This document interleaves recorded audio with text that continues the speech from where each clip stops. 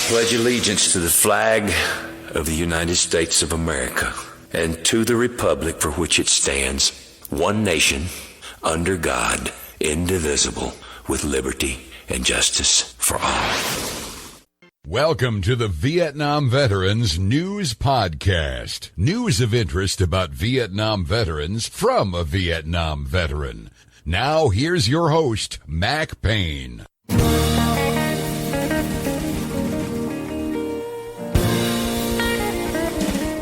This is Mac Payne here with episode 1748 of the Vietnam Veteran News Podcast. News about the Vietnam War and the brave veterans who served there, as told to you by yours truly, a Vietnam veteran.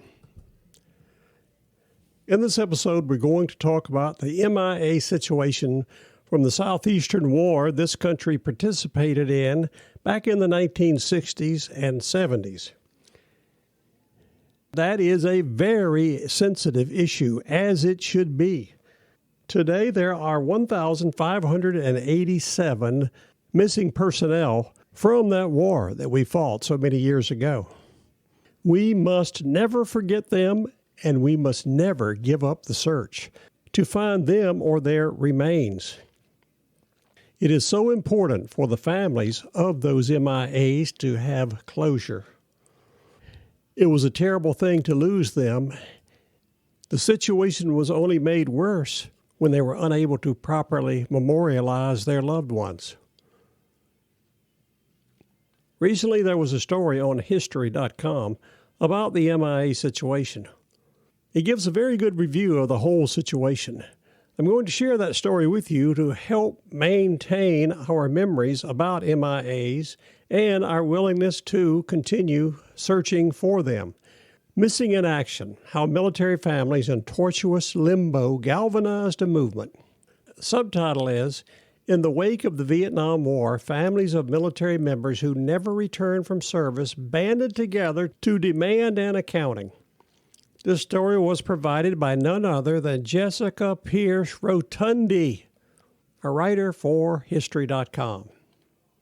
She did a tremendous job with this story, and that's another reason I'm going to share it with you. Without any further ado, Dateline, History.com. MIA stands for Missing in Action, a term used to refer to members of the armed forces who have never returned from military service and whose whereabouts are unknown. Since ancient times, soldiers have gone to war and never returned, their fate unknown. In the wake of the Vietnam War, families of American MIAs began organizing to demand an accounting. The hunt continues.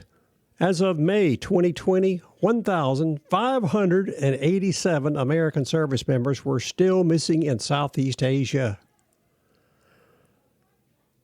How many Americans are still missing in action? The Defense POW MIA Accounting Agency, the agency within the Department of Defense responsible for tracking down MIAs, reported in May 2020 that 81,900 Americans were still considered MIA, 72,598 from World War II. That is a lot of MIAs. Of course, they were fighting in jungles and deserts and cities. I guess it was easy to become missing. In the Korean War, there are 7,580. Again, from Vietnam, there are 1,587. 126 from the Cold War and 6 from conflicts since 1991. Advances in DA technology increased access to crash sites or battlegrounds in territory once hostile to Americans, and ongoing international negotiations have helped bring more and more open cases to a close. Still, the issue of MIAs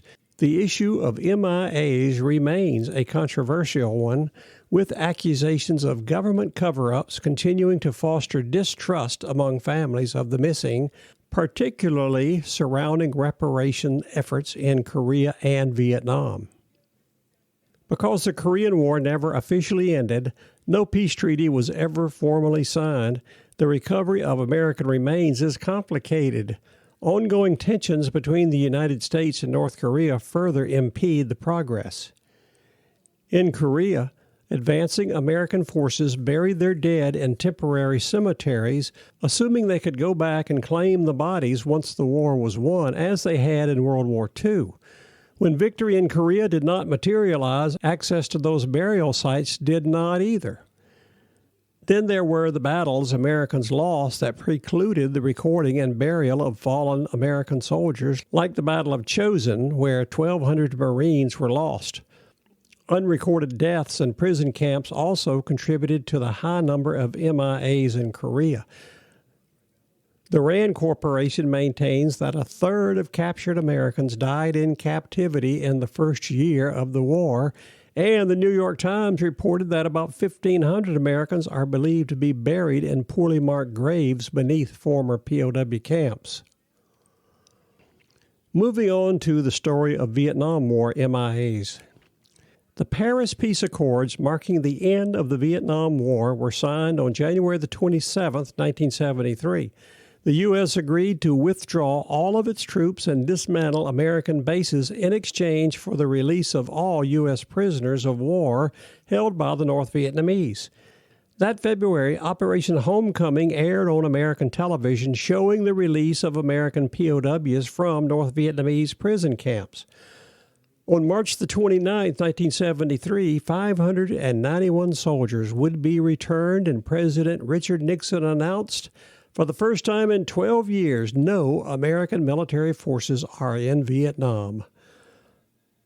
All of our American POWs are on their way home. At the time, 1,303 Americans were still unaccounted for. Over the years, rumors about men left behind and discrepancies in the number of missing versus the number of returned outraged MIA families, as did reports of the mishandling and misidentification of American remains. Action films like 1983's Uncommon Valor and Rambo, First Blood Part 2, 1985, fictionalized attempts at rescuing living soldiers from captivity in Vietnam. In 1991, a Wall Street Journal poll found that 69% of Americans believe there were living MIAs still being held captive in Southeast Asia. The National League of POW MIA Families. Sybil Stockdale was determined to bring her husband, Vice Admiral James Stockdale, home from the infamous Hoa Lo Prison, also known as the Hanoi Hilton, where none other than Senator John McCain was held. She joined with other families of MIAs to form the National League of Families of American Prisoners and Missing in Southeast Asia, a nonprofit incorporated in May of 1970 with the mission to obtain the release of all prisoners, the fullest possible accounting for the missing, and repatriation of all recoverable remains of those who died serving our nation during the Vietnam War. The greatest motivation for all of these families is uncertainty, says Ann Mills Griffiths, chairman of the board and CEO of the National League of POW MIA Families. Uncertainty is a killer. It is a great motivator to get you engaged. It's better to find out what happened to the missing than to endlessly stay in a state of uncertainty and frustration that you can't do anything about it, she said. The families were desperate. There was so much misinformation going around. Nobody wanted to talk about the veterans who had been ignored.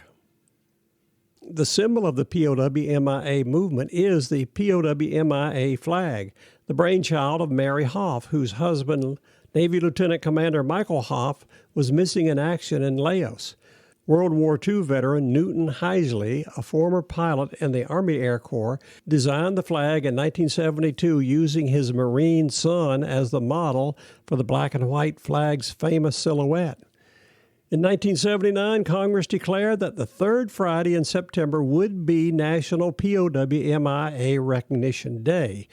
Starting in 1982, it became the day the POW-MIA flag was flown over the White House, just below the American flag, the only other flag to do so. In 1998, Congress mandated that the POW-MIA flag also be flown on holidays like Memorial Day, Independence Day, and Veterans Day. In November 2018, it became mandatory to fly the flag at select federal sites year-round, including the White House and memorials like the Vietnam Veterans Memorial and the World War II Memorial. For the families of MIAs, the flags and their memorials serve as places to remember. The whole theory was that the Vietnam veterans need, a place they would be recognized, said Jan Scruggs, founder of the Vietnam Veterans Memorial. Recovery of the MIAs. Under the George H.W. Bush administration, the Senate convened a select committee on POW MIA affairs chaired by Vietnam veteran John Kerry to investigate whether or not American prisoners were left behind in Southeast Asia. After testimony from high-profile officials like Henry Kissinger, the committee concluded this. While the committee has some evidence suggesting the possibility a POW may have survived to the present, and while some information remains to be investigated, there is, at this time, no compelling evidence that proves that any American remains alive in captivity in Southeast Asia. That was the comment made by John F. Kerry after the committee he chaired finished their investigation. Maybe he should have sent a plane loaded with billions of piastres over to Vietnam and they might have showed up. Efforts to recover the bodies of American MIAs are ongoing. For years, recovery efforts in Southeast Asia were hampered by lack of resources, governments wary of letting Americans back in, and locals who remember the conflict all too well, says Sampatana Tommy Phizsayavong, a research analyst at the Department of Defense who works with teams recovering remains from the CIA's secret war in Laos. Phizsayavong has found that with the passage of time, locals are more willing to help in recovery efforts. I feel that now when I go on missions, people openly cooperate. The first time, villagers did not fully cooperate. 10 years later, we try again, and lo and behold, it's there, and they tell us. At the time, we could not tell you. Phizsayavong says he understands how conditions change over time. He fled the war as a child in the 1970s and has since been back to Laos over 100 times as part of the Joint Casualty Resolution Center, translating for the archaeologists who exhume American remains. He says this about his job. It is still so rewarding once you recover someone and return them to the family. In most cases, he's talking about just a piece of the body, like a tooth or a bone fragment or something. Whatever it is, it means so much to the families. And I appreciate so much what Mr. Phizsayavong and his associates are doing to find these remains. It is well worth the effort, and I don't mind at all that our country is spending the time, money, and resources to search for the missing in action in Vietnam. I encourage them to keep it up. That is the latest on the Vietnam MIA situation. Let's hope that pretty soon they can reduce that number of 1,587 MIAs down to 0. Something else they might want to consider is putting Jana Hain on the case. Jana Hain is the Sherlock Holmes of finding missing pictures of service members whose name is on the memorial wall in Washington, D.C. She lives out in Hawaii, so it's not that far, but I'm sure if she got on the case, she could find some of those remains. That's my opinion only, of course. I did not run that by her. I don't think she would be too big on it. She'll probably want to spend all her time finding the few remaining missing pictures to complete that Wall of Faces project. So Jana Hain, Sompantana Phizsayavong, and others, keep up the good work. That's my opinion, and I'm sticking to it. This is Mac Payne closing out episode 1748 of the Vietnam Veteran News Podcast. Thank you so much for listening to these programs. You are cordially invited to return again soon and often to listen to more that will be coming your way on this podcast, the Vietnam Veteran News. If you like what you hear,